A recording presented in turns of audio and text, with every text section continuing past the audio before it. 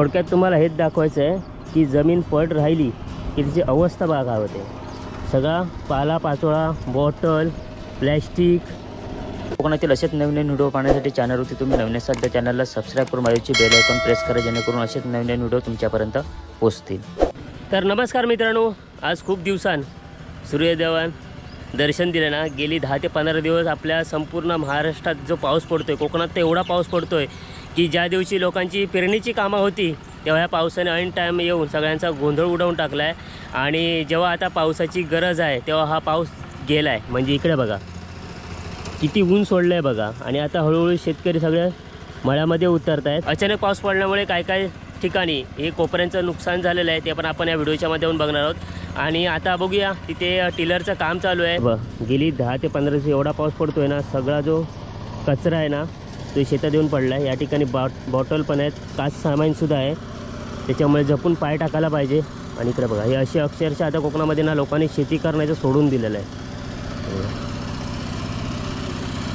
आता काय जे आहे जे दरवर्षी चांगलं पीक भेटते तेच कोपरे करतात, अदरवाईज जे दुसरे कोपरे आहेत ते तसेच पडून राहतात. तर आता आपण मळ्यामध्ये आलो आहे. ही अशी पहिली उकळणी केली जाते, त्यानंतर पुढची प्रोसेस आहे ते आपल्याला हळूहळू आपल्या पुढे व्हिडिओच्या माध्यमातून बघायला भेटणारच आहे. कोपरे पड आहेत आणि ही अशी उकळणी केली जाते. आणि पावसाचं आता कुठे नावच नाही. थोडा विसावा घ्यायला पाहिजे, कारण पेरणीची कामं उरकून घ्यायला पाहिजे. तर ह्या वर्षी काय खरं नाही शेतीचं, कारण त्या मला पावसाने घात घेतलेला आहे.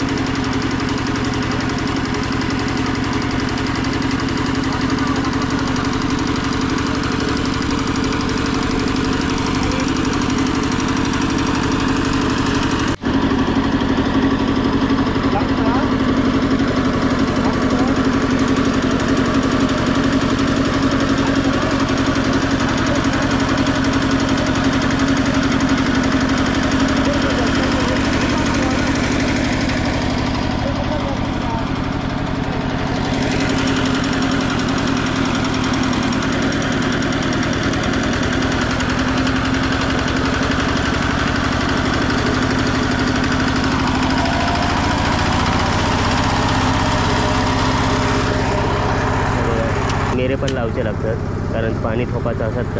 तर काय करून घेता, उकळून घेता रव डायरेक्ट की भात पेरतालाच? रव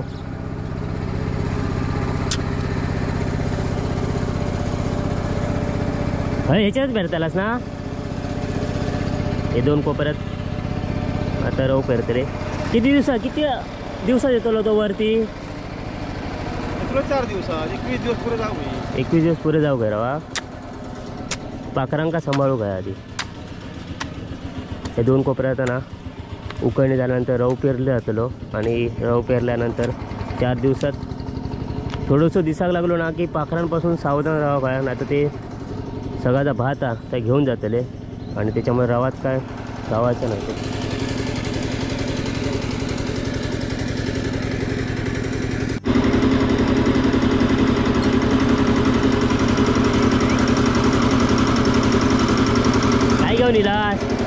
काय घेऊन इलाज चाय बरोबर.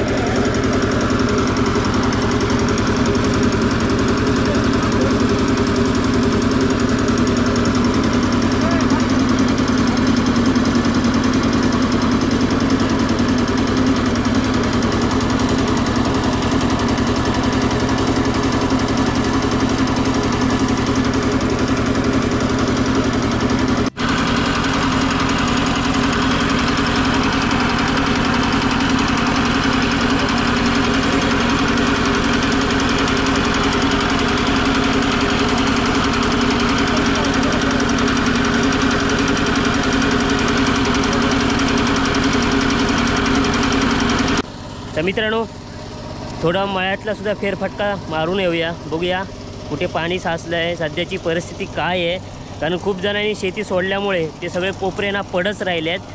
कालांतराने ते इथे सगळं ते एक विमानतळच होईल. म्हणजे एक पण तुम्हाला जी मेर आहे ना जी आता दिसते ते एक पण मेर आपल्याला ह्यापुढे दिसणार नाही. त्याच्यामुळे आपली जमीन कुठली आणि दुसऱ्याची कुठली हे ओळखणं खूप कठीण होणार आहे. थोडक्यात तुम्हाला हेच दाखवायचं आहे की जमीन पड राहिली की तिची अवस्था बघा होते. सगळा पालापाचोळा, बॉटल, प्लॅस्टिकच्या वाहत्या पाण्यात काच म्हणा किंवा सगळा हा पालापाचोळा ठीक आहे, पण काचेची बॉटल वगैरे ह्या सगळ्या गोष्टी आपल्याला त्रास देऊ शकतात. आणि हा असं जर राहिलं तर हा कोपरा शेती करण्याच्या लायकच नाही राहिला. मग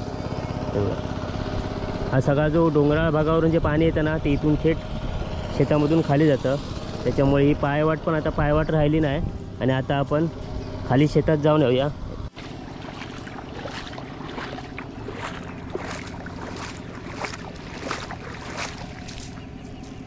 हे आमच्या गावाकडचं सकाळचं दृश्य बघा. एकदम शांत वातावरण आणि वाहतं पाणी.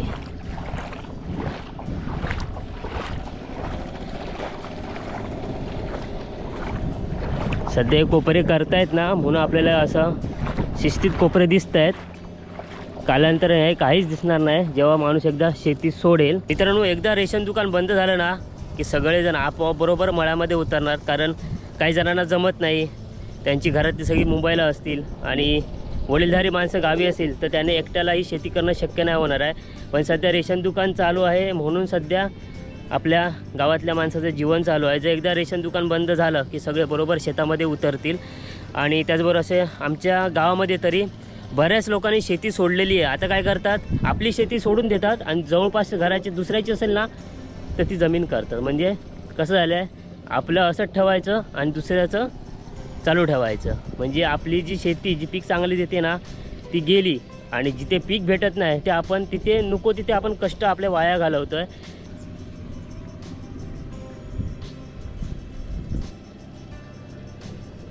आणि बघा हा छोटासा ओळ आहे. पहिला कसा होता बघा असा, आणि आता कुठच्या कुठे गेला आहे बघा.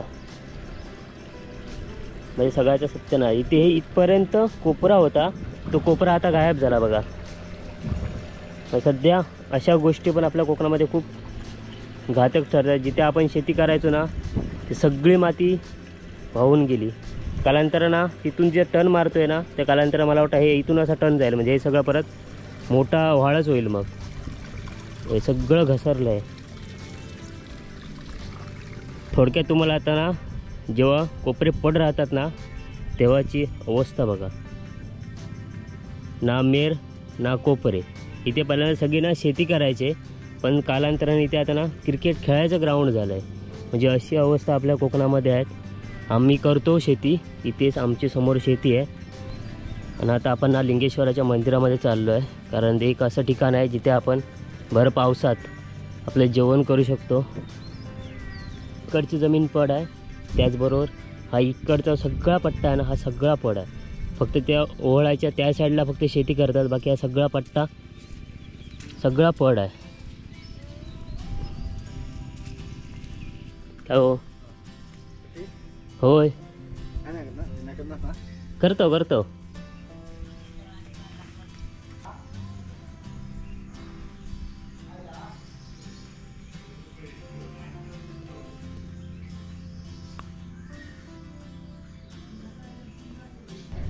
आता श्रीचं दर्शन घेऊन ना परत आपण कोपऱ्यात जाऊया, कारण अजूनही टिलर चालू असा.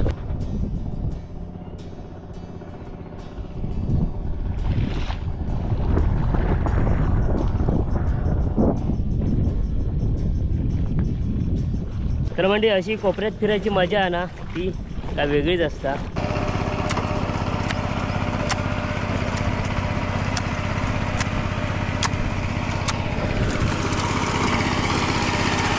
किती कोपरे पेरतं?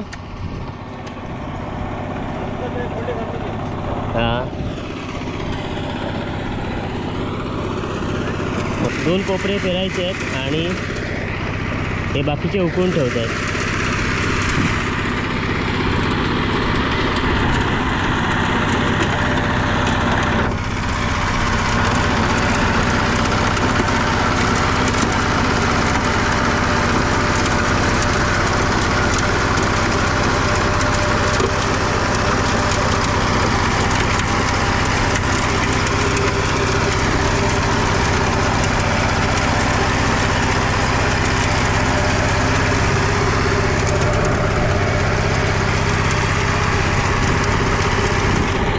किती वेळा उकळ त्याला? किती वेळा उकळूचा? एकदा धरून ठेवायचा. उद्या उद्या बाहेर त्याला परत जाऊ एकदा धरूचा. आता उकळ घालून ठेवत आहेत आणि उद्या सकाळी एकदा उकळलं परत की डायरेक्ट पेरणीला सुरुवात.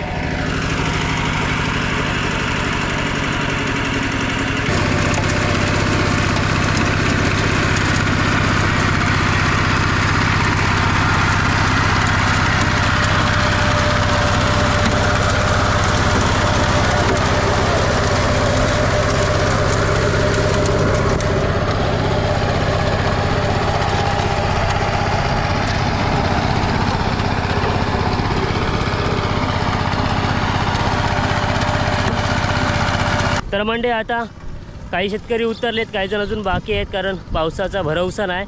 पण काही जण रिस्क घेऊन आपल्या शेतीमध्ये उतरत आहेत आणि आता उकळणी केल्यानंतर पेरणी करतील आणि त्यानंतर लावणी वगैरे ह्या गोष्टी आपल्याला नंतर पुढे व्हिडिओच्या माध्यमातून नक्कीच बघता येणार आहेत. तर पुढील असेच पावसाळ्यातील शेतीविषयी व्हिडिओ तुम्हाला बघायचे असेल तर नक्की एक व्हिडिओला लाईक करून शेअर करा आणि चॅनलवरती मित्रांनो कोण नवीन असेल तर सबस्क्राईब करा. भेटूया परत अशा एका नवीन व्हिडिओमध्ये. तोपर्यंत बाय बाय. कोकणातील असेच नवीन व्हिडिओ पाहण्यासाठी चॅनलवरती तुम्ही नवीन असाल तर चॅनलला सबस्क्राईब करून बाजूची बेल आयकॉन प्रेस करा जेणेकरून असेच नवीन व्हिडिओ तुमच्यापर्यंत पोहोचतील.